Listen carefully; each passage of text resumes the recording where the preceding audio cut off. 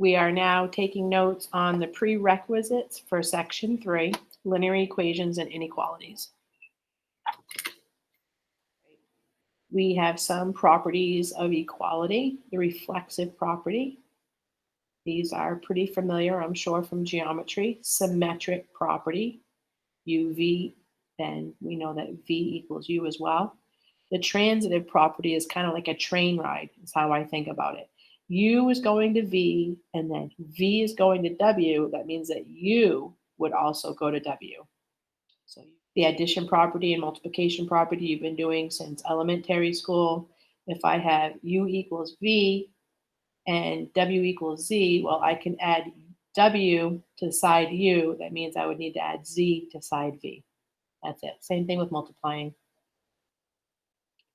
Example 1, prove that x equals -2 is a solution of the equation x cubed minus x plus 6 equals 0. Prove that this is a solution of the problem.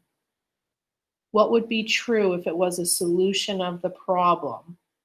I could factor this and see if it's one of the factors, but it's a cubic. That takes a little bit of work. I could try direct substitution. If I substitute in -2, how would I know that it's a solution? Let's try that. We're going to do substituting in -2 to the function. We have a cubed minus x plus 6.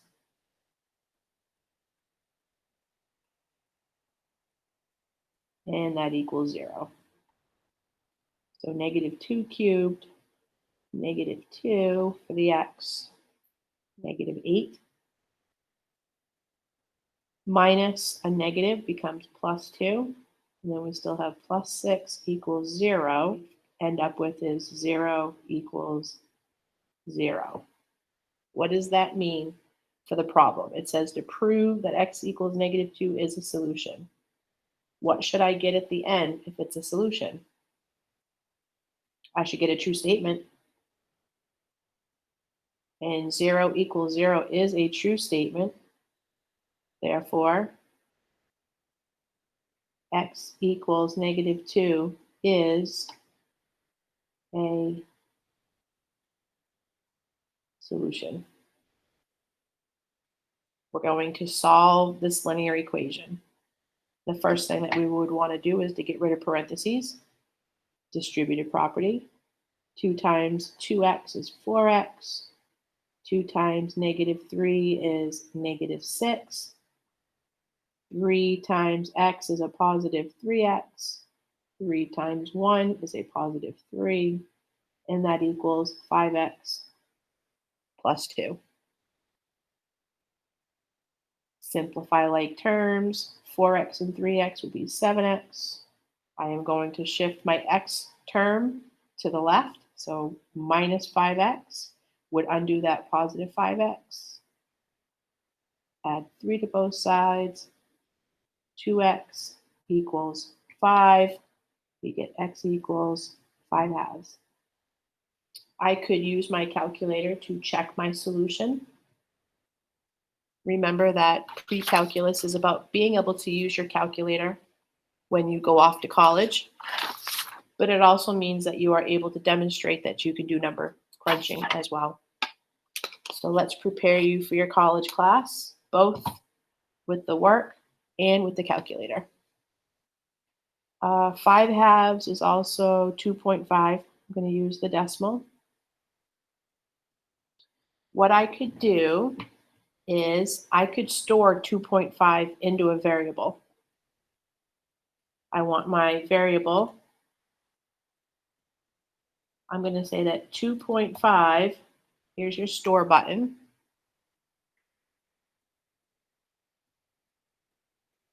I'm going to say that 2.5, I would like to store that, store, S-T-O.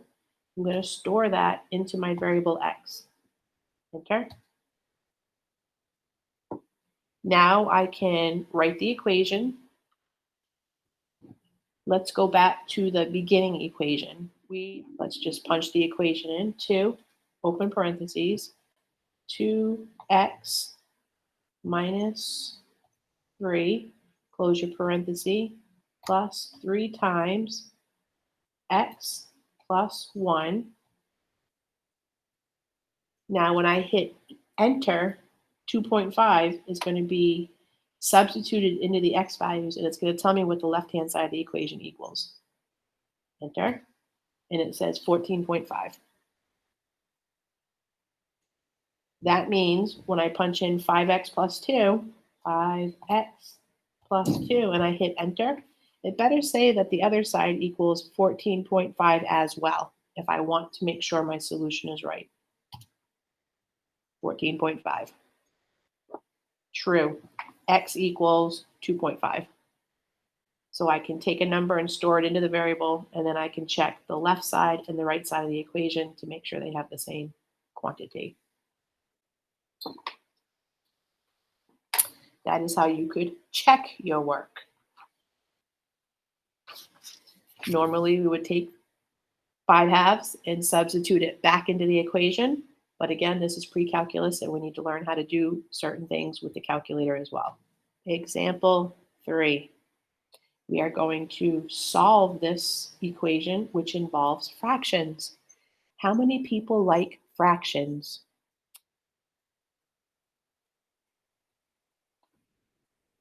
How you clear fractions would be to multiply by the least common multiple. What is the least common multiple of 8 and 4? What is the denominator they both can go into? Can they both go into 4? No, 8 can't go into 4. Can they both go into 8? Yes, 8 can go into 8, 4 can go into 8.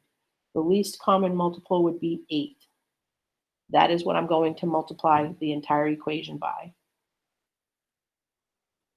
Now there's one term, here's a term, and here's a third term. I'm multiplying the entire equation by 8. That means that I need to set it up 3 times. So we have 8 times the first part equals 8 times 2 plus 8 times y over 4. All right, if we did this correctly, we should end up with no fractions. On the first one, we have an 8 in the numerator and an 8 in the denominator, and what do? They cancel, leaving just a 1 times 5y minus 2, which is going to be 5y minus 2 equals 8 times 2 is 16, plus, here the 4 and 8 can cancel. 4 divided by 4 is 1, 8 divided by 4 is 2, and then 2 times y is 2y. And here we are at a simpler equation, no fractions. When we see fractions, we like to clear them by multiplying by the least common multiple. All right, I'm going to move my 2y over here. And as I do that, I might as well move my number to the other side. 5y minus 2y is 3y, and 16 plus 2 is 18. Divide by 3, and we get y equals 6. Example 4, solve linear inequality. Inequality. The only thing that we need to remember about the inequality that would be different than an equation would be if I multiply or divide by a negative, I've got to flip the inequality. Other than that, it would be the same as solving for equations.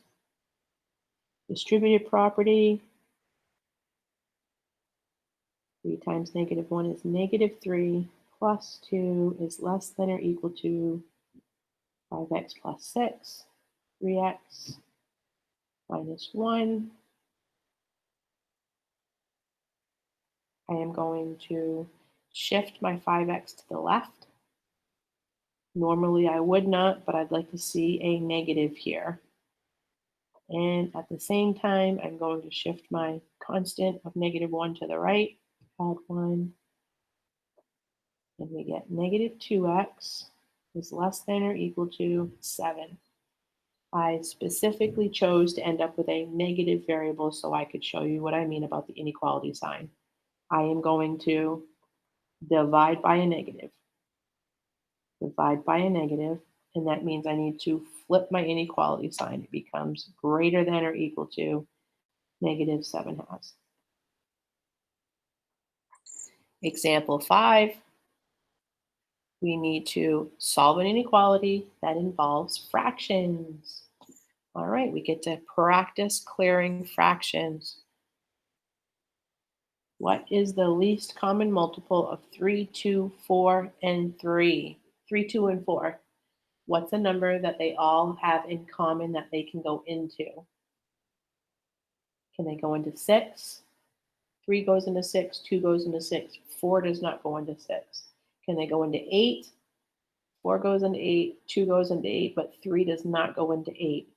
What is the least common multiple of 3, 2, and 4? That would be 12. They can all divide into 12 evenly.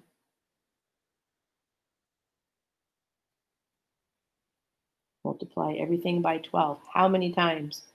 1, 2, 3, 4 times. You should be able to do this without having to write it out like we did the last time. On the last example, we distributed the 8 onto each one of these terms. This is a simpler problem, so we should be able to do it in our head. If I make this a fraction, I can see that 12 divided by 3 is 4 times the numerator. 12 divided by 2 is 6 times the numerator. 6 times 1 is 6. 12 divided by 4 is 3 times x is 3x. And 12 divided by 3 is 4 times 1.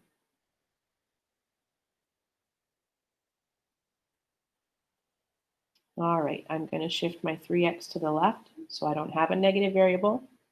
Minus 3x minus 3x.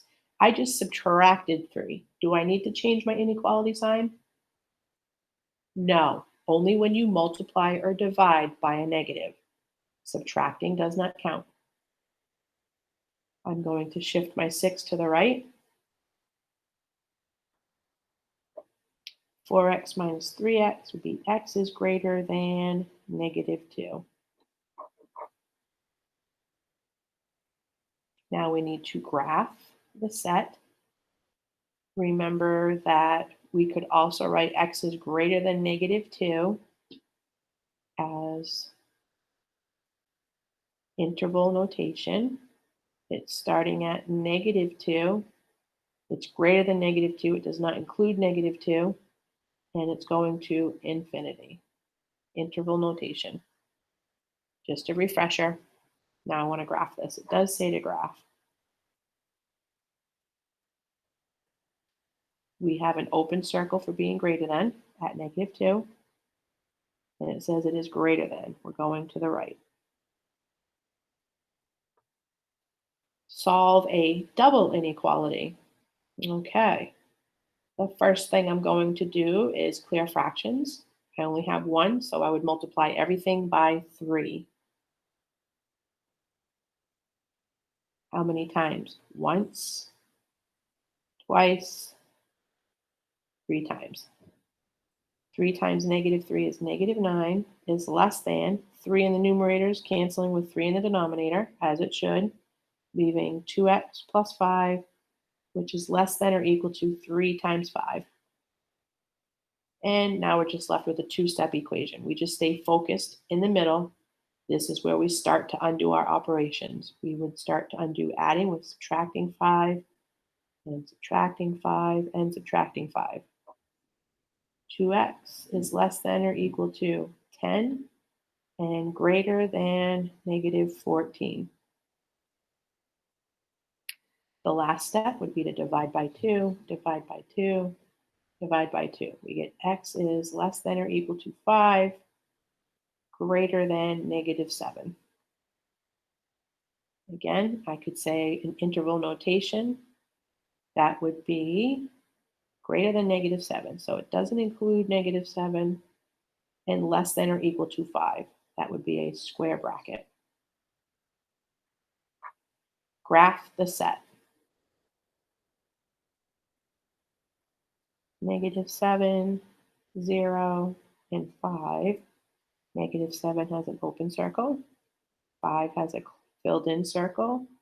Less than or equal to 5. You are greater than -7. We're going in this direction, but less than 5, going in the left. That means we'll meet in the middle.